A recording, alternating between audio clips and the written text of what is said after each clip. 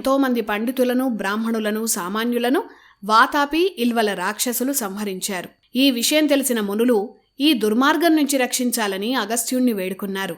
అప్పుడు అగస్త్యుడు కావాలని ఆ రాక్షసులున్న చోటికి వెళ్ళాడు. అగస్త్యుణ్ణి చూడగానే ఇల్వలుడు యథాప్రకారం ఒక బ్రాహ్మణుడి రూపంలో భోజనానికి ఆహ్వానించి తన ఇంటికి తీసుకువెళ్ళాడు. ఎప్పట్లాగే మేక రూపంలో ఉన్న వాతాపిని సంహరించి వండిన భోజనాన్ని ఇల్వలుడు అగస్త్యుడికి పెట్టాడు. అగస్త్యుడు సుష్టుగా భోంచేశాడు. భోజనం చేసిన వెంటనే అగస్త్యుడు జీర్ణం జీర్ణం వాతాపి జీర్ణం అని అనగానే అగస్త్యుడి కడుపులో ఆహారం మేక రూపంలో ఉన్న వాతాపితో సహా పూర్తిగా జీర్ణమైపోయింది.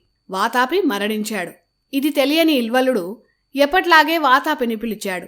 వాతాపి ఎప్పుడో జీర్ణమైపోయి యమలోకానికి వెళ్లాడని అగస్త్యుడు ఇల్వలుడికి నవ్వుతూ చెప్పాడు. తమ్ముణ్ణి చంపాడన్న కోపంతో ఇల్వలుడు అగస్త్యుడిపై దాడి చేశాడు. వెంటనే అగస్త్యుడు తన కోపాగ్ని జ్వాలల్లో ఇల్వలుడిని భస్మం చేశాడు.